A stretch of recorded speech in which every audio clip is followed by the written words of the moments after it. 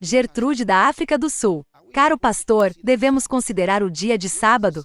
Quando é exatamente o dia de sábado e o que devemos fazer nesse dia? Pergunto porque em Mateus 24 Jesus diz que devemos orar para que sua vinda não seja no dia de sábado.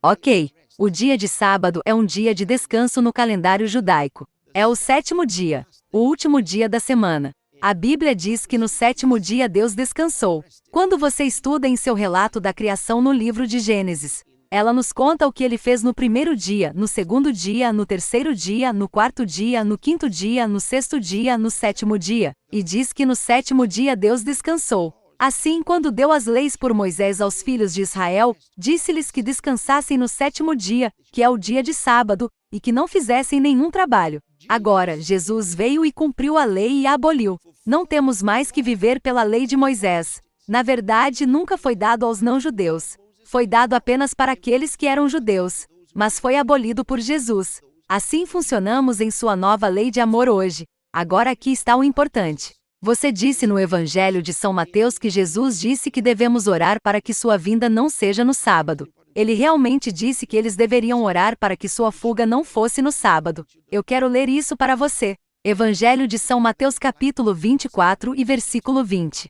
Mas ore para que sua fuga não ocorra no inverno ou no sábado. Por que ele disse aquilo? Porque seria difícil para eles. Ele estava se dirigindo aos judeus. Eu quero que você se lembre disso. Ele estava se dirigindo aos judeus aqui e estava falando sobre a desolação que o profeta Daniel falou quando Israel foi invadido. Era disso que ele estava falando. Então ele disse que ore para que seu voo não seja no sábado. Então, porque os judeus tinham um limite de distância que você poderia viajar no dia de sábado. Na verdade, eles colocaram um limite em 1 milha. Você não poderia ir além de 1 milha no dia de sábado. Portanto, se a fuga ocorreu, essa é a fuga deles. Não estava realmente falando sobre ir a Jesus em sua vinda, mas sim sobre a fuga de seus inimigos invasores. Ele disse que se esse dia for um sábado, você não pode correr tão longe. Você não pode ir muito longe, porque o judeu ortodoxo acreditava que no dia de sábado você não deveria viajar mais de 1 milha. Essa foi realmente a razão pela qual Jesus mencionou isso.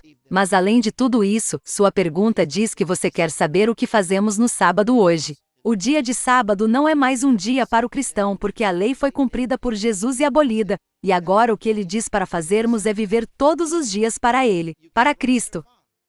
Mas então você percebe em todo o mundo, a maioria dos cristãos adora principalmente aos domingos. Como eles chegaram a isso? Será que o sábado foi mudado de sábado para domingo? Não. O sábado não foi transferido do sábado para o domingo, mas um dia foi escolhido pelos primeiros discípulos para se reunirem como filhos de Deus, e foi significativo que eles escolhessem o primeiro dia da semana, porque era o dia da ressurreição de Jesus Cristo. Ele ressuscitou dos mortos no primeiro dia da semana. Eu quero ler algo para você do capítulo 28 do Evangelho de São Mateus.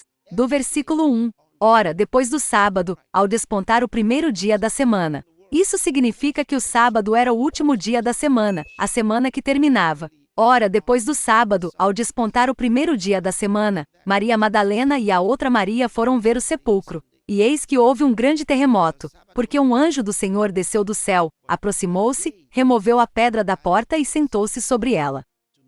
E então continua nos contando sobre a ressurreição de Jesus Cristo, mas eu quero que você observe aí o fim do sábado e o primeiro dia da semana chegando, por causa do que eu queria dizer a seguir, e então vamos para o livro de Atos capítulo 20. Ora, no primeiro dia da semana, quando os discípulos se reuniram para partir o pão, Paulo, prestes a partir no dia seguinte, falou-lhes e continuou a sua mensagem até a meia-noite. Você vê? Diz que o primeiro dia da semana, quando os discípulos se reuniram para partir o pão. Então foi um dia especial, o primeiro dia da semana. Naquele dia em que Jesus ressuscitou dentre os mortos, o dia de sua ressurreição. Esse é o primeiro dia da semana. Os cristãos marcaram aquele dia e começaram a se reunir. Isso é muito importante para nós lembrarmos. 1 Coríntios capítulo 16. Vou ler do versículo 1.